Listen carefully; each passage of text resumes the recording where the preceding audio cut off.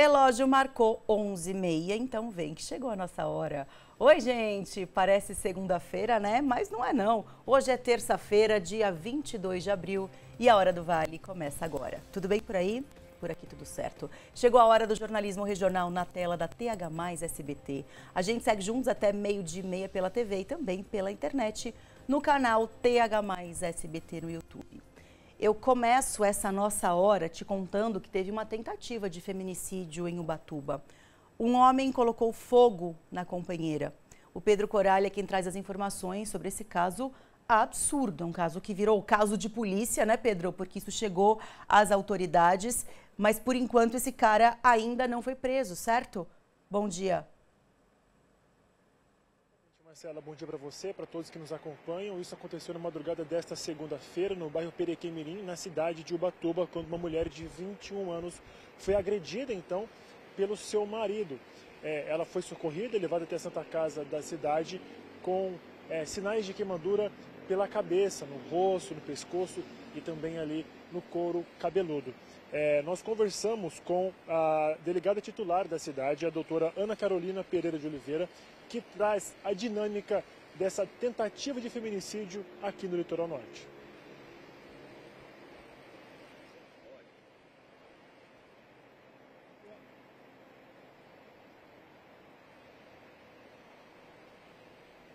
Os vizinhos a socorreram por ela ter sido queimada. O marido ateou fogo na presença da criança, de um bebê.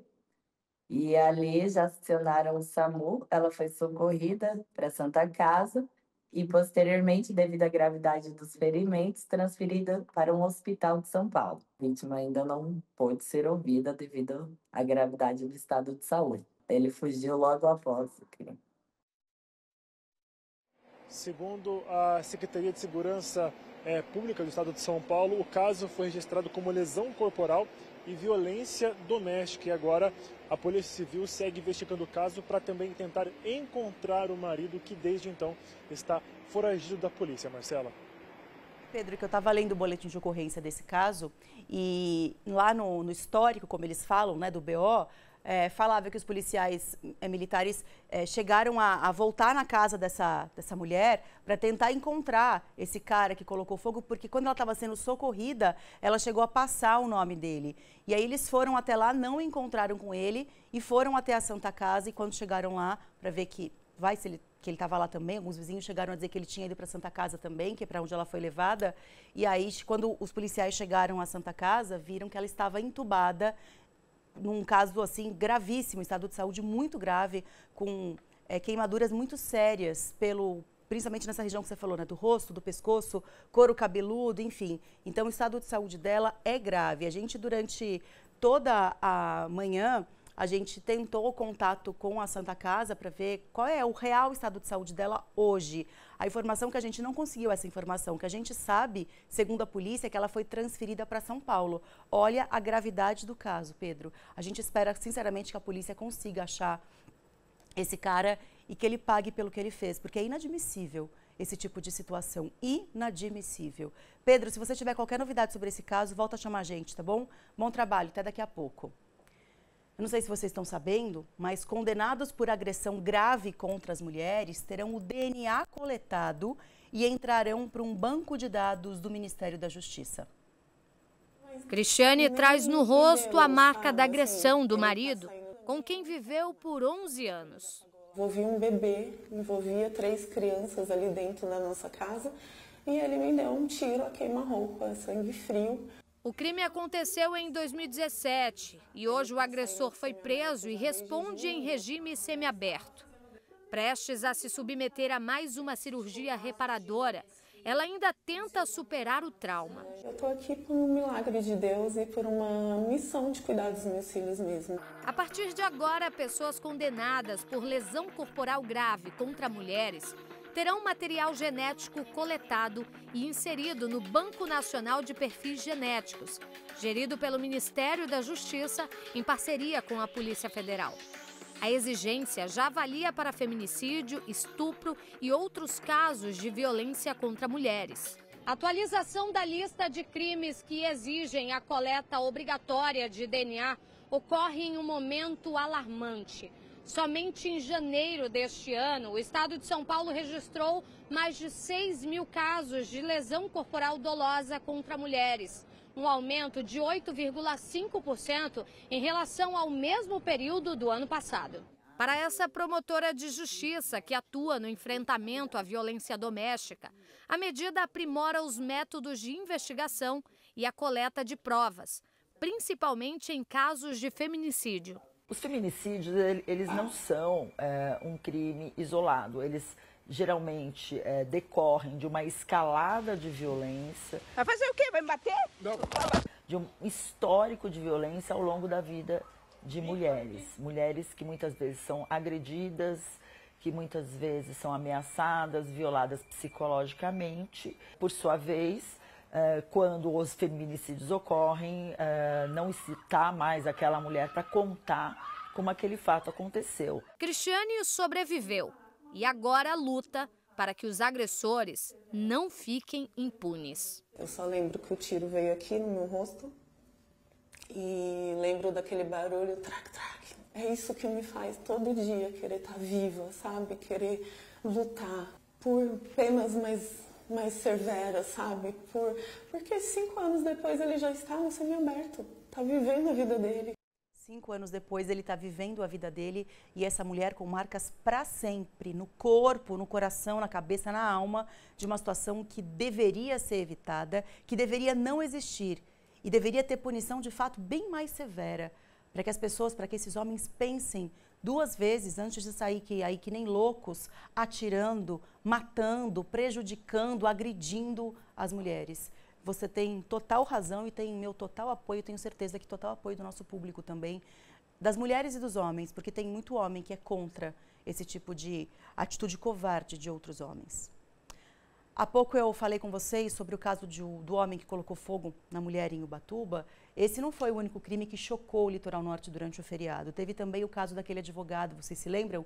De Minas Gerais, que foi morto durante um assalto na Praia Grande. A gente tem imagens do circuito de câmera de segurança para mostrar mais uma vez para vocês. Esses 4 indivíduos chegam lá naquele grupo que está perto da areia. Eles estavam atrás de celulares. E aí o advogado...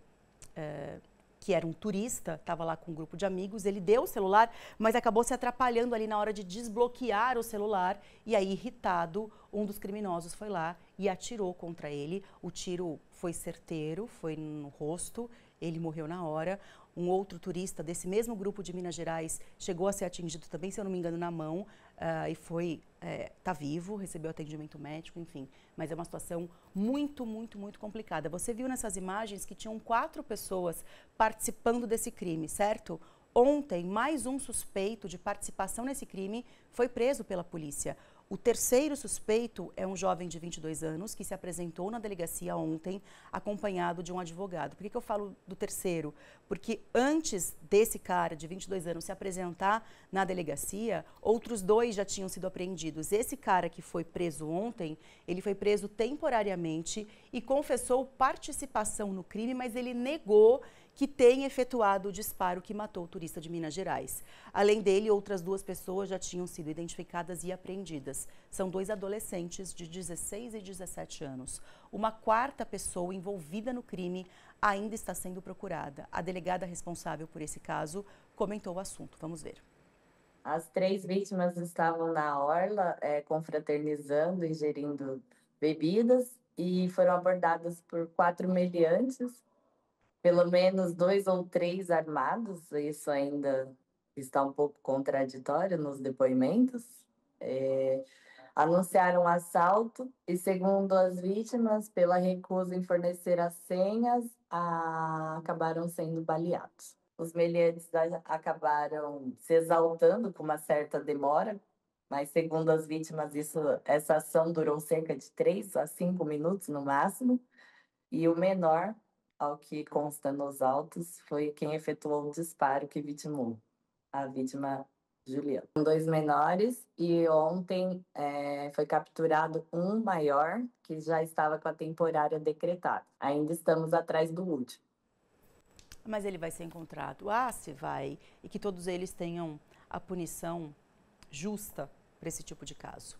Eu vou voltar a chamar a participação do Pedro Coralha ao vivo aqui na Hora do Vale, porque o Pedro tem informações sobre um caso assim, tipo, surreal também. A polícia investiga se um homem, morador de Jacareí, estava escondendo o corpo do tio dentro da casa.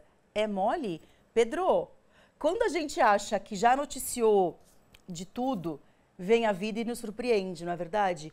O sobrinho é investigado e é suspeito de esconder o corpo do tio. Que história é essa, Pedro? Marcela, tudo isso no sábado, no início da noite, ali no bairro Altos de Santana, em Jacareí. Policiais militares foram acionados para vistoriarem uma casa, para uma ocorrência, porque a situação não estava meio estranha. Os policiais chegaram na casa desse tio e encontraram o rapaz, o sobrinho dele, lavando o quintal de um jeito um pouco estranho. Ao entrar na casa, se depararam com o tio dele morto, com diversas marcas de perfuração na cabeça. O estranho, que chamava a atenção, até mesmo que ocasionou a ocorrência, o acionamento da polícia militar, é que este tio tinha uma medida protetiva aberta, vigente, contra o próprio sobrinho. E ali, no local, os policiais conseguiram constatar que o sobrinho teria matado então o tio e estava tentando acobertar, limpar o quintal e esconder o corpo do próprio familiar. A polícia militar então efetuou a prisão em flagrante, encaminhou o sobrinho até a delegacia para a Polícia Civil fazer todo o seu procedimento legal e agora ele está sob o poder da justiça, Marcela. Que história. Pedro, obrigada pelas informações. Bom trabalho, viu? Até daqui a pouco. Hoje cedo teve um acidente na Dutra envolvendo 4 veículos. O engavetamento foi no trecho de Taubaté, pouco antes das 8 da manhã e complicou o trânsito. 2 carros, uma van e um caminhão se envolveram nessa batida. Uma pessoa ficou ferida e foi encaminhada para atendimento médico com ferimentos leves. Eu vou dividir com vocês agora um mapa da concessionária que administra a rodovia, porque tem um trecho mostrando congestionamento aqui em Taubaté, um trecho considerável do 96 ao 108 na pista sentido Rio de Janeiro, com tráfego intenso na pista expressa, tá bom? E a CCR aponta aqui que esse congestionamento ainda é reflexo de acidente. Então, você que vai pegar a Dutra, principalmente nesse trechinho de Taubaté, por favor, redobre a atenção, porque tem um congestionamento considerável nesse momento, tá bom? Do 96, então, ao 108. Então, fiquem espertos, esse, segundo o mapa aqui da Dutra, esse é o único trecho com congestionamento expressivo, agora 11 horas e 43 minutos. Em São José dos Campos, uma família está vivendo uma situação que dá desespero só de falar. Um bebê de apenas 1 mês foi encontrado morto na casa da família. A criança estava deitada na cama dos pais. Quando o casal acordou, percebeu que o filho estava sem os sinais vitais. Para a polícia, os pais contaram que o filho mamou. Ai, gente, ó, peraí. Dá até um negócio de contar uma situação dessa. Vamos lá. Para a polícia, os pais contaram que o filho mamou por volta das 2 da manhã e deitou para dormir entre o casal, ali na cama dos pais. Por volta das 10 da manhã, quando os dois acordaram, viram que o bebê estava morto. Nenhum sinal de violência foi encontrado no corpo da criança. A polícia não acredita em crime, mas a causa da morte ainda será apurada. Pelo amor de Deus. Você imagina a cabeça desse casal? Bebezinho de 1 mês, tudo tão novo ainda, né? Quem nunca deu de mamar, seja no peito ou na mamadeira, e colocou o bebezinho para dormir entre os pais? Quem nunca? Você imagina o desespero de acordar e ver um bebezinho de 1 mês sem os sinais vitais? No boletim de ocorrência, né, segundo as informações da polícia, a mãe nem conseguiu conversar para explicar o que aconteceu, de tão abalada que ela estava. Completamente compreensível, né, gente? Vamos fazer uma oração, mandar uma energia positiva para que essa família consiga respirar e se refazer, se é que é possível, de uma perda, de uma situação tão triste, tão delicada, né? Nossa Senhora. Tem uma coisa que é muito perigosa e que acontece com as crianças de todas as idades, que é o engasgo. Isso é perigoso e muito comum. Nos últimos tempos, mais de 2.000 crianças morreram engasgadas. Eu não estou dizendo que essa criancinha de 1 mês morreu engasgada, tá? Pode ser uma das hipóteses da causa da morte? Pode ser que sim, até porque a polícia não encontrou nenhum tipo de lesão aparente, nenhum sinal de violência, por isso que eles não acreditam em crime, acreditam talvez numa fatalidade, enfim. Essa notícia que eu vou dar para vocês de criança com engasgo é muito séria, pode acontecer com qualquer pessoa. Principalmente, é arriscado para qualquer um, mas principalmente para as crianças com algum tipo de deficiência, porque essas crianças têm um risco ainda maior de que o engasgo cause problemas de fato muito sérios e às vezes irreversíveis.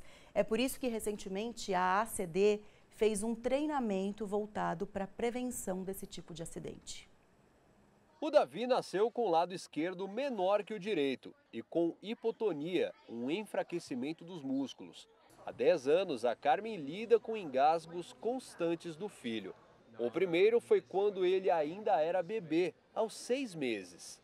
Quando ele era pequenininho, que me assustou bastante, a gente estava dentro do AMA, saindo, ele começou a ficar roxo, no colo do meu esposo. Aí corremos para a recepção, elas já tiraram do colo e já fizeram a manobra com ele. O engasgo foi responsável por 2.148 mortes em 10 anos. A maioria dos casos foi causada por ingestão de alimentos que obstruíram as vias respiratórias. O restante envolveu a aspiração de pequenos objetos, como brinquedos ou peças soltas. Quase todos os óbitos de crianças por engasgo acontecem antes dos 7 anos, quando os reflexos de proteção das vias aéreas ainda estão em desenvolvimento.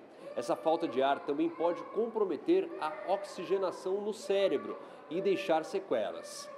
A superintendente da ACD explica que a instituição decidiu realizar uma semana de conscientização sobre o assunto. Nas pessoas com deficiência, esse perigo pode durar além da infância, devido a comprometimentos neurológicos e na habilidade de engolir. Nós temos aqui um número relevante de pacientes com alterações neurológicas que muitas vezes têm o que a gente chama de disfagia, que é essa dificuldade na deglutição, e que muitas vezes levam a engasgos, e a gente teve inclusive um episódio aqui dentro da fisioterapia, e isso motivou o setor a pensar em como orientar as famílias. O engasgo pode acontecer a qualquer momento, e medidas simples podem ajudar a reduzir riscos, como cortar alimentos redondos e duros, como uva ou tomate.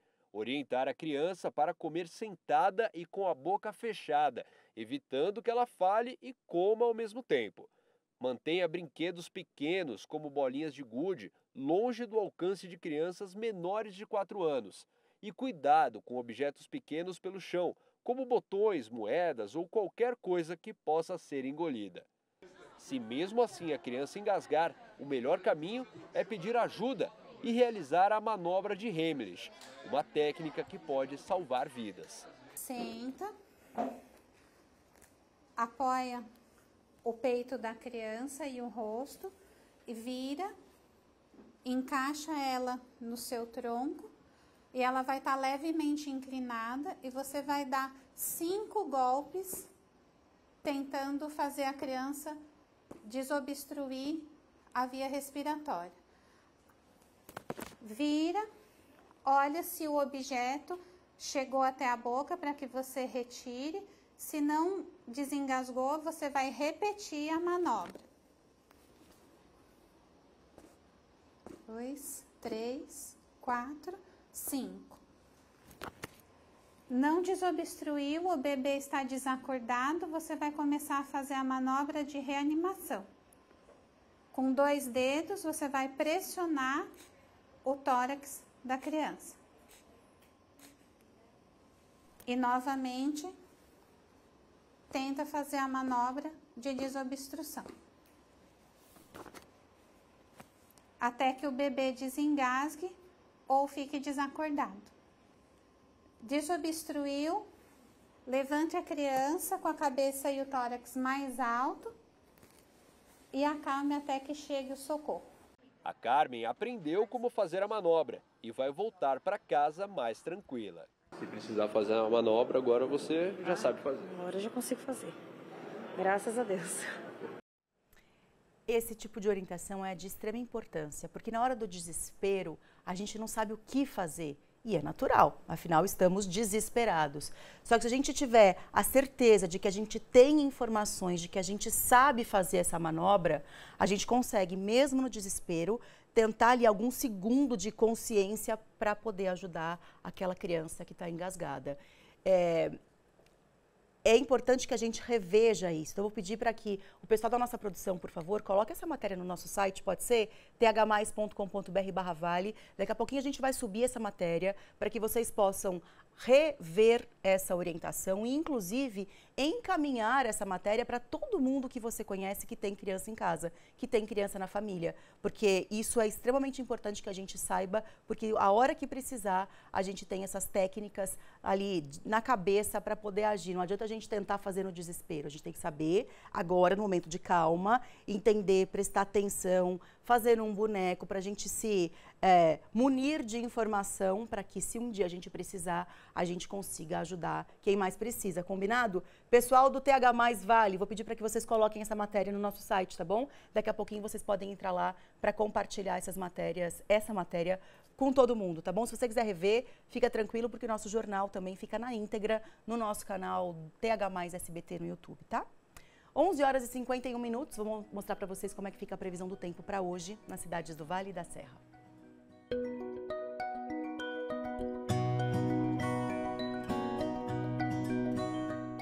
Em São José dos Campos, a máxima fica em 26 graus e tem previsão de pancadas de chuva ao longo do dia. O cenário é o mesmo em Pindamonhangaba, com máxima de 26 graus e previsão de chuva ao longo do dia. Outra cidade que pode registrar máxima de 26 é Cachoeira Paulista. 21 é a máxima esperada para hoje à tarde em Santo Antônio do Pinhal, mesmo com previsão de chuva.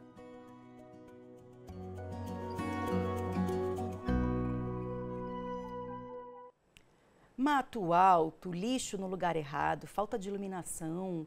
Parece notícia repetida, não parece? Porque isso acontece tanto em tantos lugares aqui da nossa região que você vai falar assim, mas de novo, onde será? Dessa vez a reclamação é de Jacareí. Os moradores pediram a nossa ajuda porque não aguentam mais os problemas causados, segundo eles, pelo descaso dos vizinhos e do setor público também. Imagina ter como vizinho uma área assim, com mato alto, lixo acumulado. São algumas das situações que os moradores do bairro Jardim Alvorada, em Jacareí, precisam conviver todos os dias. Wesley, de apenas 11 anos de idade, tem todos os problemas escritos e também na ponta da língua. Geralmente a gente gosta de brincar aqui na rua, a gente brinca de pega-pega, de passaporte, de algumas brincadeiras assim. Mas a coisa que atrapalha nós é os bichos, muitos bichos. Às vezes já as crianças até vê, tipo assim, por exemplo, aqui mesmo, ali do lado tem uma criança, às vezes é perigoso ele até pegar os bichos, causar alguma doença contra ele. E outra também, sobre a prefeitura que não coisa os matos. Ali mesmo o esgoto na porta da minha casa, às vezes quando chove bastante, alaga tudo a garagem, nós temos que lavar, porque fede.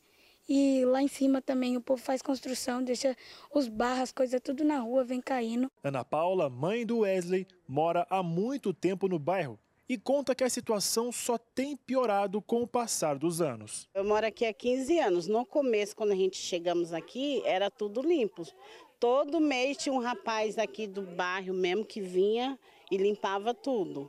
Aí depois de acho que uns 7 anos para cá, começou a deixar tudo abandonado. Aqui é uma febre de escorpião e a gente tenta falar com eles, ligar na prefeitura tudo sobre tudo que está acontecendo, eles não vêm aqui, não resolve nada.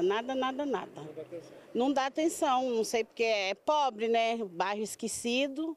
E a gente precisa ter atenção, porque quando tem época de eleição, eles passam aqui falando promessas para a gente, falando que vai fazer acontecer, que vai fazer área de lazer para as crianças ali, ó, naquele centro ali, e não vem aqui, não faz nada, ninguém faz nada. Depois que acaba a eleição, esquece. Olha só o trajeto que os moradores precisam fazer para ir ao mercado ou então chegarem ao ponto de ônibus.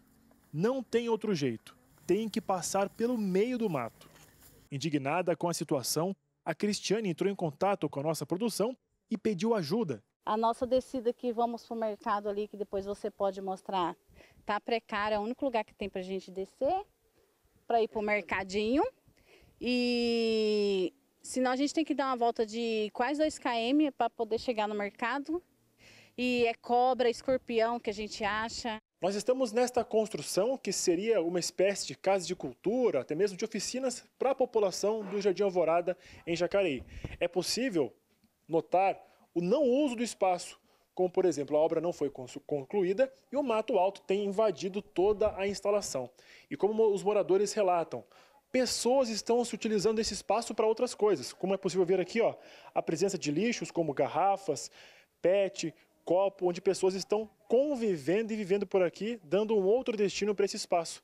Neste outro espaço aqui, ó, nesse quarto, tem, por exemplo, um colchão, onde as pessoas têm passado a noite aqui, dando destino totalmente diferente do proposto. Chega fim de semana, fica muita gente ali, muita gente, de tudo que é lugar vem para cá. Tem vezes que a gente fica até com medo, passa um monte de gente estranha aqui. A Cristiane também reclama. Galho quebrado em cima da rede elétrica, embalagem de droga e bebidas e roupas jogadas, além do mato alto que toma conta de todo o bairro. Já liguei na prefeitura para cortar a árvore, para vir ver os matos, eles falam que tem data, mas essa data nunca chega até nós aqui. Aqui é meio que esquecido, então a gente queria que eles ajudassem a gente a melhorar aqui e não esquecesse daqui, né? Você vê que muitas vezes as crianças têm uma consciência muito maior do que a dos adultos, né? Esse menininho dá um show de comunicação, de entendimento da realidade que é impressionante. Parabéns à família dessa criança que está criando um menino extremamente consciente. Muito bacana isso. Depois que a gente ouviu todas as reclamações dos moradores, a gente entrou em contato com a Prefeitura de Jacareí, né? O que eles disseram para a gente agora há pouco? Eles disseram o seguinte: atenção, moradores do bairro. A Prefeitura de Jacareí disse que as equipes de zeladoria urbana fazem serviços de capina e varrição em toda a cidade. A informação da administração municipal é que o caminho utilizado pelos moradores é um terreno particular, assim como os imóveis laterais. Por isso, a manutenção das calçadas e demais espaços é de responsabilidade dos proprietários. Ainda de acordo com o Poder Público, a outra área verde mostrada na reportagem é de preservação permanente, não sendo permitida nenhuma interferência. Já a Casa da Esquina é da Fundação Prolar. O imóvel ficou deteriorado e a entidade tem um projeto de revitalização, mas aguarda recursos orçamentários para executar a obra. Ou seja, nenhum prazo concreto para que os moradores consigam respirar mais aliviados, né? Porque se depende de verba, depende de uma série de burocracias que a gente entende, isso não vai ser feito da noite para o dia, infelizmente, né? Mas e com relação à fiscalização, por exemplo? Porque, ok, tem uma área que é de preservação, não pode ser mexida. Tá, entendi. Ah, o outro lugar é particular, então é de responsabilidade dos proprietários. Concordo, entendi. Cada um que cuide do seu quadrado. Mas a prefeitura não pode fiscalizar? E não pode multar? E não pode cobrar que a solução apareça? Porque se o proprietário simplesmente abandona a área, ele está criando um problema para o município, certo? Jacareí está enfrentando um problema seríssimo com relação à dengue, por exemplo. Será que um lugar sujo, cheio de lixo, com mato alto, não pode piorar a situação? E aí quem vai ter que resolver a questão da saúde não é a prefeitura? Então, assim, sabe aquele efeito dominó que vai cair pecinha por pecinha? É isso quando não tem uma fiscalização efetiva. Então, será que agora, com essa reportagem, com a exibição publicamente desse problema, será que a prefeitura não pode apertar ali o cerco, fiscalizar de fato? Se é que já não fiscalizou, talvez a gente não saiba disso, eles não disseram. Mas se a fiscalização tivesse sido feita, será que não dá para multar? Será que não dá para limpar e depois exigir que esse serviço seja ressarcido por quem deveria fazer e não faz? Porque simplesmente falar, é particular, não é problema meu, também não resolve a situação. Porque, como eu disse, é um efeito cascata.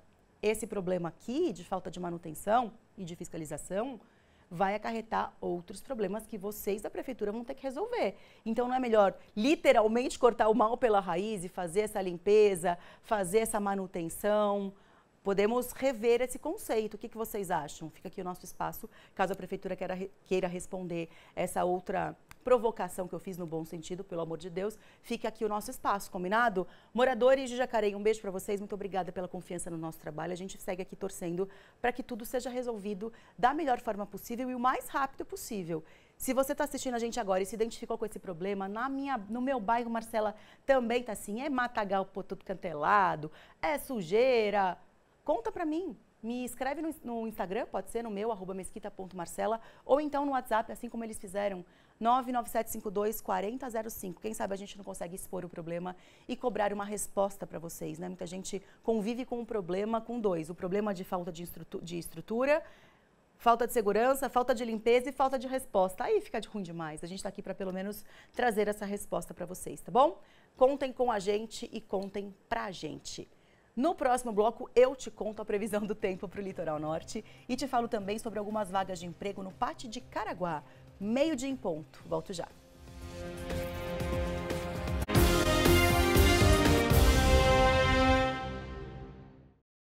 Hoje, após a Sula, notícia urgente. Eu vou te contar. Felipe Campos e Dani Brandi vão enfrentar o alvo do Gol Show. Programa do Ratinho. Você está assistindo Hora do Vale. Oferecimento CGTEC. Segurança para o patrimônio. Tranquilidade para você. Laticínios Comevap. Garantia de qualidade. Serramar Shopping. O shopping do Litoral Norte. Todo dia é dia de mudar a vida dos brasileiros com a Telecena. Eu tenho só 30 anos e ganhei na Telecena.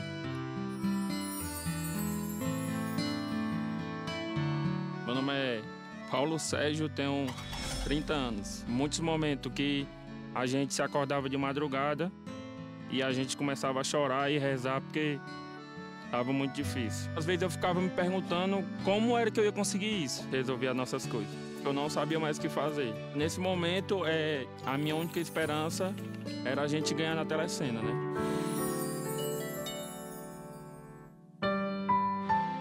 Muita alegria, só gratidão. Se não fosse a Telecena, a gente não ia ter essa oportunidade de realizar um sonho da gente. A gente vai fazer um investimento, né? Aqui no meu negócio e no da minha esposa. Eu vou fazer uma reformazinha lá em casa também.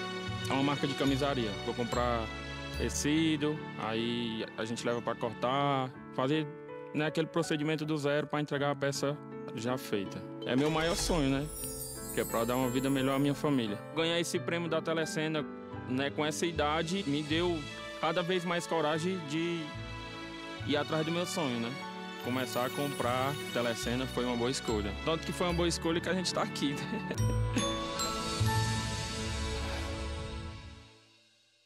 Eu ofereço a menor parcela. E eu aprovo na hora. E eu tenho a primeira parcela para 120 dias. Ué, briguem aí, eu só quero é pagar menos. No Feirão das Financeiras é você que ganha. Condições imperdíveis para sair de carro novo. Só até domingo no Vale Sul Shopping. Você está precisando de ajuda e ninguém te escuta?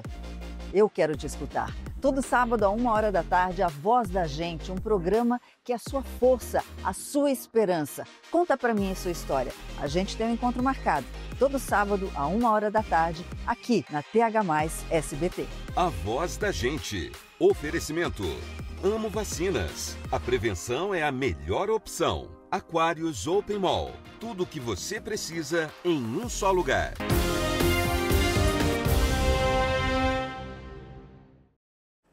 De volta com imagens ao vivo da Ilha das Cabras. Hoje no litoral, a previsão mostra a chance de chuva ao longo do dia. Veja na previsão.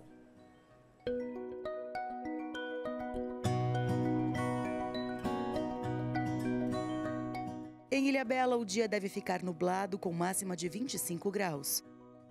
26 é a máxima esperada para hoje em São Sebastião. Os termômetros sobem um pouco mais em Caraguatatuba e podem chegar à marca dos 27. Fechando nosso giro, vem Ubatuba com máxima de 24 graus hoje à tarde.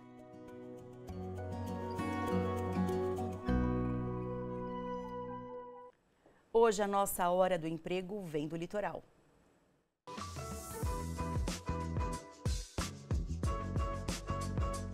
No Pátio de Caraguatatuba tem vagas abertas para ajudante de cozinha, auxiliar de limpeza PCD, balconista de açougue, balconista de padaria e camareira. No nosso site, o thmais.com.br/vale, tem o endereço do Pátio e o horário de funcionamento. Então, passa lá para você conferir todas essas informações referentes à vaga de emprego em Caraguatatuba. Foi o tempo em que as partidas de futebol contavam pontos apenas no campo e no placar, né? Agora valem dinheiro com apenas um toque na tela de um celular, por exemplo. As plataformas de bets, como são conhecidas, viraram febre aqui no Brasil e têm causado problemas financeiros para muitos apostadores. As bets receberam autorização para operar no Brasil desde 2018. De lá para cá, os brasileiros passaram a jogar cada vez mais. De acordo com o Senado Federal, em 2024, já eram 52 milhões de consumidores adultos que faziam com frequência apostas esportivas online. O Jetson é uma dessas pessoas. Sempre assisti, né? Tinha o hábito de assistir partidas já de futebol, só que só complementei com as casas esportivas, né? A gente já mentalmente, às vezes, torcia para algum time, e aí começou a fazer umas certas análises dos resultados e começamos a levar isso pras bets, né? Tá dando certo, cara. Do meio do ano pra cá, vamos dizer assim, no final do ano é onde eu comecei a ter resultado. Mas isso, como eu falei pra você, é algo que você tem que estudar também. Essa mulher, que prefere não se identificar, aposta há 5 anos, principalmente no futebol feminino. Ela considera as bets como um hobby. Os que eu dou prioridade, assim, é futebol feminino e masculino. Mas, assim, o que eu mais faço é no futebol feminino, porque a tendência de dar win, de ganhar os jogos é maior. A gente tem, assim, é muito difícil de dar zebra. Eu gosto, assim, mas é mais um hobby, assim, sabe? Às vezes eu conheci em 2020 e aí eu fui fazendo aos pouquinhos, sabe? Também não é nada assim exorbitante pra mim. Ela aposta sempre quantias pequenas, 50, 60, 100 reais. Sempre com a consciência de que os jogos podem trazer consequências. Tem gente que se empolga, infelizmente, né? E acaba tendo problemas em relação a isso. A gente tem que entender que a gente pode ganhar, a gente pode perder. Tem gente que não tem cabeça pra isso, perde, aí se desespera. E é assim, eu perdi, eu vou aumentar o valor pra recuperar. E é nessa que as pessoas acabam perdendo mais. Então, assim, tem que ter um autocontrole, tem que ter responsabilidade. O presidente do Banco Central, Gabriel Galípolo, informou no começo deste mês que os brasileiros gastam de 20 a 30 bilhões por mês com apostas online. Além do valor exorbitante, para esta psicóloga, muitas pessoas que apostam não têm esse autocontrole e acabam gastando o que não têm, o que gera uma preocupação no futuro. O algoritmo do jogo, essas bets online, né, eles são construídos para manipular mesmo as pessoas e não adianta, assim, por mais que não tem como a gente saber quem tem uma predisposição ou não a ficar viciado. Então, tem pessoas que vão jogar e tudo bem, consegue seguir a vida normal. Isso já é um vício, né, comportamental, então já tem um prejuízo grande, significativo na saúde mental. Pode desenvolver ansiedade, depressão. Tem alguns casos também de pessoas que cometeram suicídio, né, depois de tantas perdas. Então, é algo, assim, muito sério que precisa ser olhado. É um assunto sério que, de fato, precisa ser olhado. 12:08, no próximo bloco, o assunto é mercado imobiliário aqui na nossa região. Volto já.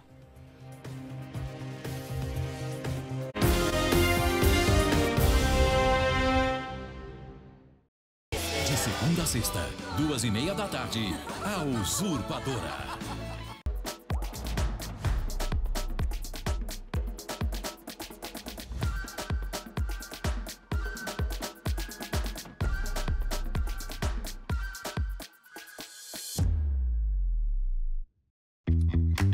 Ô Beto, já pedalamos muitas, não tá bom? Marcha lenta, hein? Tá bom, mas bom mesmo você já sabe. A Prefeitura realizou o maior programa de recapeamento do asfalto da história. A Bioeste, que liga São José a Jacareí, já foi entregue, juntamente com a primeira ciclovia intermunicipal do Vale do Paraíba. E a Via Jaguari chegou para conectar as regiões norte ao centro. E vem mais aí. É muito trabalho na cidade das oportunidades. Que bom mesmo é viver em São José. Professores transformam vidas. Mas você já parou para pensar quantas pessoas cada professor ajuda a formar? Veja o professor Osmar, em 56 anos de carreira, ajudou a formar mais de 10 mil estudantes. Será que ele tem noção disso? Para homenagear e mostrar a importância do trabalho dos professores, lotamos um grande teatro. Cada pessoa aqui representa um dos alunos que seu Osmar inspirou. Inclusive eu, que fui sua aluna. Muito obrigada, professor. Para que os professores continuem inspirando os nossos estudantes, o governo federal oferece cursos de atualização, aperfeiçoamento, especialização e formação de professores. Conheçam os cursos em gov.br/MEC.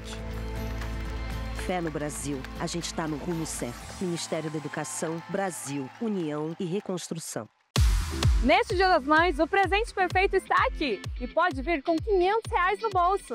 Na Becker Calçados, você encontra os modelos mais lindos e modernos. Aposte na bota feminina de cano curto, o presente ideal para quem é por elegância. E essa sapatilha, confortável, linda e feita para todos os momentos. E tem mais, comprando na Becker, você concorre a R$5.000 em Vale Compra. São 10 sortudos ganhando R$500. Becker Calçados, as melhores marcas pelos menores preços. Sábado, 10h15 da noite. Chegou a hora de fofocar. A gente tá sempre atrás de uma fofoquinha. Conta pra gente. Eu quero que você fale hoje. E uma bagunça da boa. É com a mamãe aqui. Tem que se jogar. Eu vou rebolar. Amei. Porque aqui é babado do começo ao fim. Causou muito. Você entendeu? Mentira! Sábado, 10h15 da noite. Sabadão com Virgínia.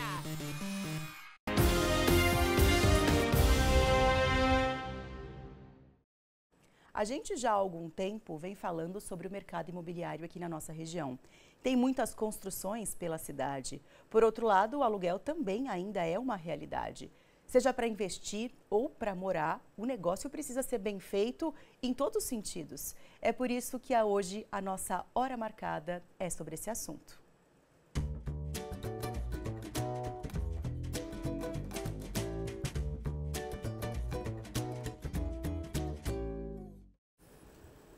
Nada melhor do que conversar com quem de fato entende desse assunto, como o José Augusto Viana Neto, que é o presidente do Cresce. Eu estou muito feliz em receber o senhor aqui. Seja bem-vindo, tudo bem? Tudo bem, a satisfação é minha. Que bom. Doutor, com relação a essa questão dos imóveis que eu comentei aqui, nós vivemos no Vale do Paraíba, uma região que cresce muito, né? No litoral norte também, Serra da Mantiqueira, mas aqui no Vale, aqui em São José, por exemplo, por onde a gente passa, a gente vê construções. Isso significa que o mercado imobiliário aqui é aquecido, certo? Sem dúvida, muito aquecido. São José é uma das regiões importantes no estado de São Paulo e no Brasil. É um local que tem um foco de atenção muito grande por parte de investidores de todo o país.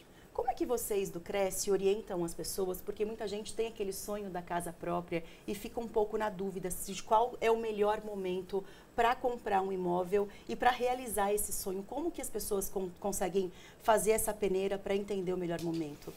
Bem, Marcelo, com as taxas de juros que estão aí no mercado, é um momento muito difícil. Mas eu digo o seguinte, se a pessoa encontrou o imóvel no tamanho adequado, serve para a família, o preço cabe no orçamento e ele consegue pagar a prestação, olha, não espere o juro baixar para fazer negócio.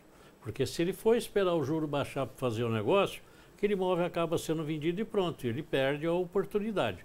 Então, o que nós orientamos é no sentido que a pessoa faça o negócio e aguarde tranquilo até que essa taxa de juro venha a cair.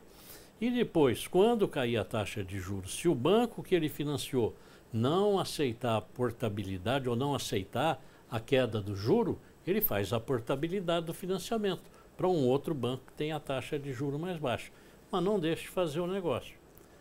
Agora também não adianta querer fazer negócio onde o comprometimento da renda familiar fique acima de 30%. Aí a situação vai apertar para a família, com certeza. Sem dúvida. Tá vendo como eu falei que tem que ser um bom negócio em todos os sentidos, aproveitar a oportunidade sem comprometer a sua renda, porque senão você corre o risco, inclusive, de perder o imóvel se você não conseguir pagar aquele financiamento. Agora, doutor, tem uma outra questão que eu vejo muito quando a gente fala de imóvel, tem muitas pessoas que veem os imóveis como uma oportunidade de emprego também. Tem muita gente que quer trabalhar como corretor.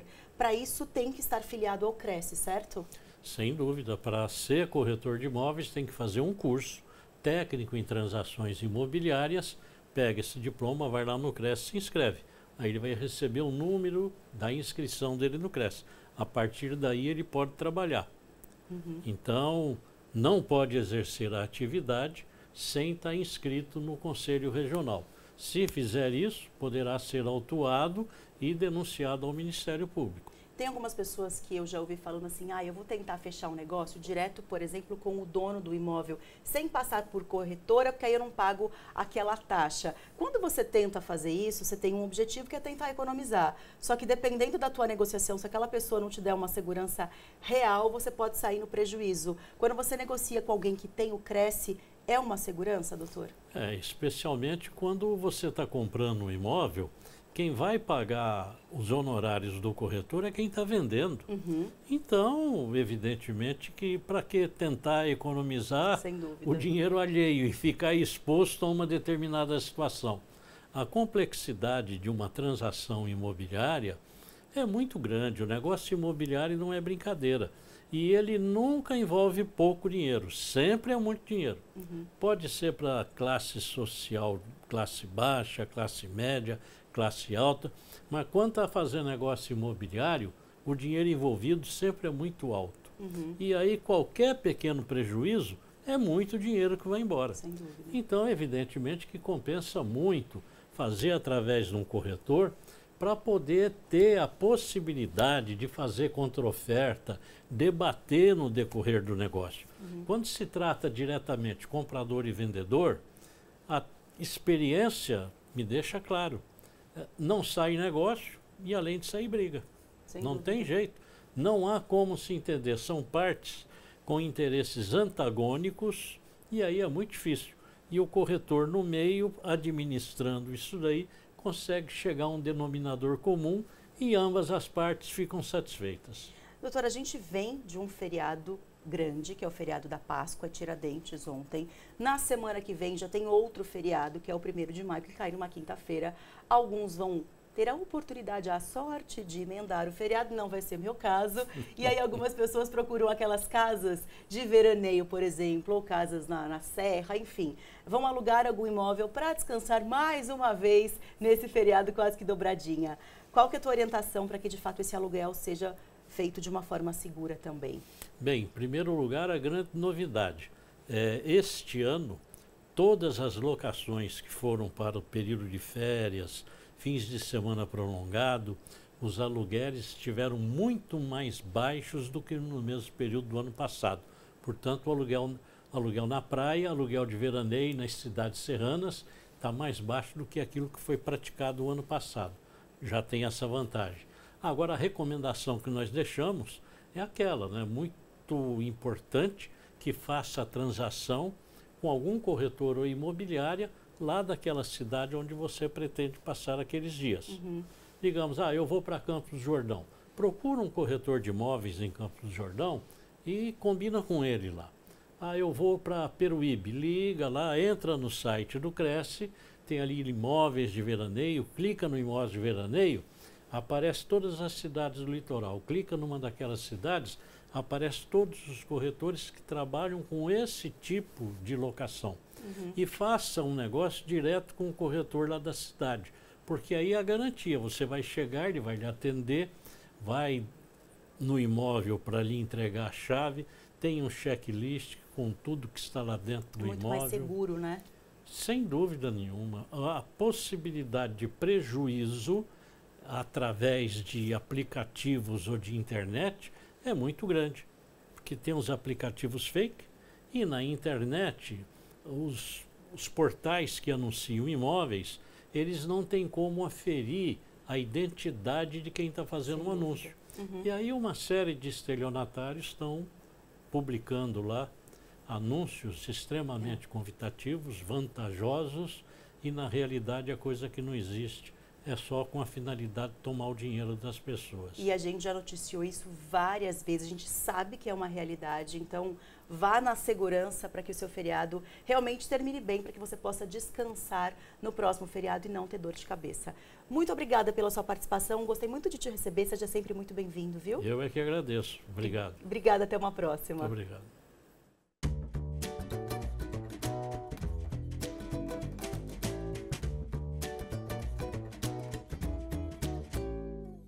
Vai virar o relógio agora. Agora virou 12h20. Intervalo comercial está chegando e eu tenho uma pergunta para te fazer.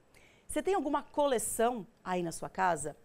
Eu agora não tenho mais, mas quando eu era menor, quando eu era criança, eu amava colecionar papel de carta. Alguém mais nessa? Me conta pelo WhatsApp da redação, porque no próximo bloco tem matéria falando sobre esse assunto. Volto já.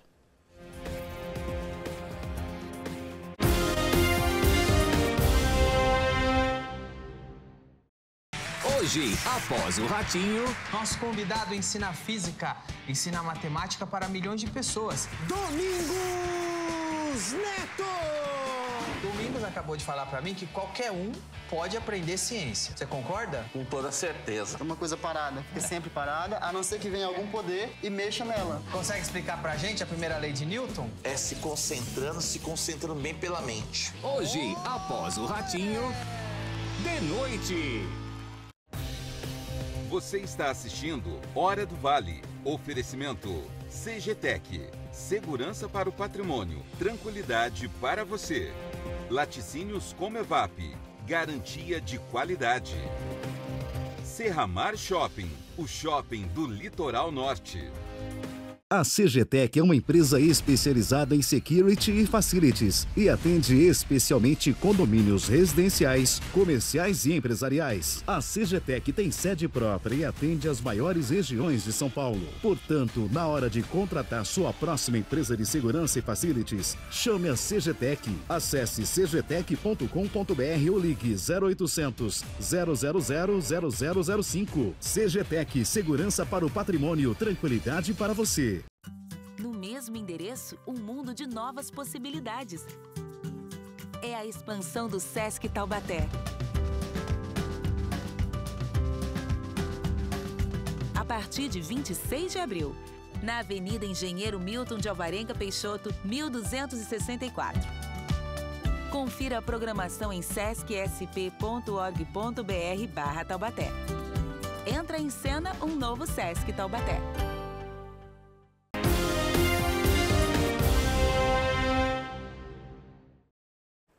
Agora eu vou fazer você lembrar do tempo que você era criança, adolescente, que colecionava jogos, figurinhas, álbuns, papel de carta, como eu já contei que eu colecionava. Voltou no tempo agora, não voltou? Eu confesso que eu voltei, eu tô até lembrando das minhas pastas de papel de carta, das minhas pastas de... Eu chamava de selinho na época, mas com aqueles adesivinhos coloridos, sabe? Alguns eram brilhantes, outros eram peludinhos, a coisa mais fofa do mundo, eu amava. Eu trocava com as minhas amigas na hora do recreio da escola. Nossa Senhora, como é bom recordar. Minha mãe fala que recordar é viver, e é verdade, não é? Tem gente que lembra disso apenas como uma lembrança, como uma brincadeira divertida. Mas tem gente que, com o passar do tempo, acabou transformando essa brincadeira em negócio.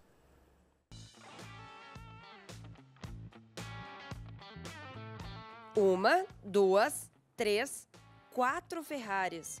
Todas são da coleção de carros do Heitor, ou melhor, de mini carros. São tantos que ele até perdeu as contas. Eu diria aproximadamente 1.200, porém a conta exata já foi perdida. E dessa paixão por colecionar, nasceu a ideia de empreender e ganhar dinheiro com o que ele mais ama. Hoje participo do grupo Minis do Vale, que é o grupo do Vale onde a gente organiza eventos em várias cidades do Vale do Paraíba. Temos parcerias com lojas, shoppings para realização de eventos por todo o Vale. Para troca e venda de miniaturas, reunião de colecionadores, a gente conhece muitas pessoas no ramo. É um ramo de cultura e que acaba trazendo muitas amizades pra gente. E claro que entre tantos carros, ele tem os preferidos, que além de serem históricos do automobilismo brasileiro, contam literalmente a história da família do Heitor. Essa miniatura exatamente era do meu avô. Então demos de presente para ele, pois ele já foi motorista de perus escolares na vida. Ele infelizmente já veio a falecer em 2019, mas ainda guardamos a lembrança dele até hoje com essa miniatura. O Fusca azul, pela mesma relação, este com a minha mãe, que ela foi segunda dona de um Fusca 1300L 76. Ela teve esse Fusca por mais de 40 anos, infelizmente também veio a falecer, mas guardamos na lembrança um Fusca idêntico ao dela. A coleção é história, é afeto, tem muita cultura e significado para nós. Do outro lado da cidade, um outro Heitor também é colecionador.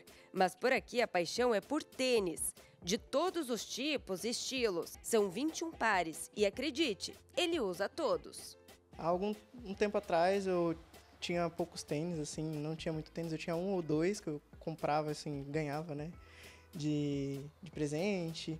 E quando eu comecei a trabalhar um pouco mais, eu comecei a acompanhar pessoas influenciadores, né, que falavam sobre tênis, influenciadores de moda, assim, vamos dizer assim. E eu comecei a gostar muito dos tênis. Eu falei, nossa, quando eu começar a trabalhar e ganhar um pouco mais de dinheiro, eu vou começar a comprar. Porque na época, pra mim, era muito caro, muito impensável eu gastar R$400 num tênis, que era mais ou menos a faixa de preço dos tênis que eu queria comprar. Então, nessa época que eu comecei a trabalhar, eu comprei um, aí eu comprei mais outro. E aí virou uma bola de neve, né? Eu tenho muitos Air Forces, que são tênis que eram de basquete antigamente, mas hoje em dia eles são considerados tênis casuais. Então são os tênis que eu mais utilizo e é o modelo que eu mais gosto hoje em dia, né? E o tênis do sonho dele custa o valor de um carro. Mas olha o preço. No Brasil, os colecionadores têm ganhado força. De acordo com a Mattel, fabricante dos mini-carros, no país há cerca de 1.200.000 colecionadores. Já quando o assunto é tênis, a pesquisa mais recente é da Ibope de 2015. Naquela época, já existiam mais de 59 milhões de brasileiros que colecionavam esse tipo de sapato. O Heitor 1 e o Heitor 2 não se conhecem, mas compartilham da mesma paixão, ou melhor, do amor de serem colecionadores. Não existe limite. Eu acho que eu vou... É um negócio que eu tive o prazer na minha vida e vou ter pelo resto da minha vida sempre.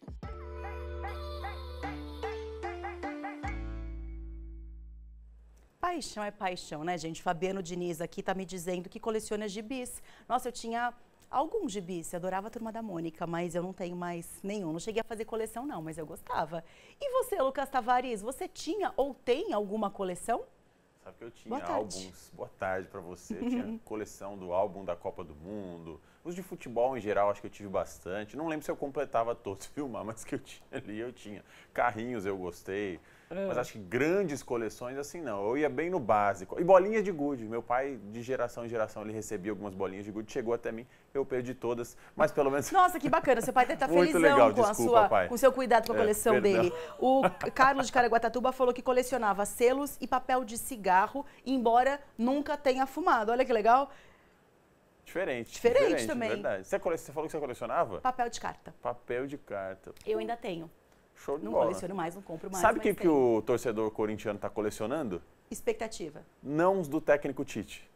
Mais uma vez o corintiano recebeu um não do técnico Tite, que a grande expectativa era para que o treinador assumisse essa semana, já estava praticamente quase tudo certo, mas Tite disse não e daqui a pouquinho eu vou contar para vocês de caso o motivo do técnico rejeitar o Corinthians mais uma vez. Além disso, as notícias da Sul-Americana, o Júnior vai estar aqui, mas claro que o torcedor está ansioso agora para saber qual vai ser o novo comandante do Corinthians, que tem um jogo importante na quinta-feira. É um jogo de vida ou morte para a Sul-Americana, para o Timão dar sequência a esse trabalho ainda sem comandante, agora totalmente perdido e claro, frustrado. Outra coleção para o torcedor corintiano em relação ao Titema é frustrações com este treinador, que foi um grande nome do Corinthians no passado, mas com essa soma 3 vezes já que rejeitou o Timão pelo Flamengo, por outros motivos.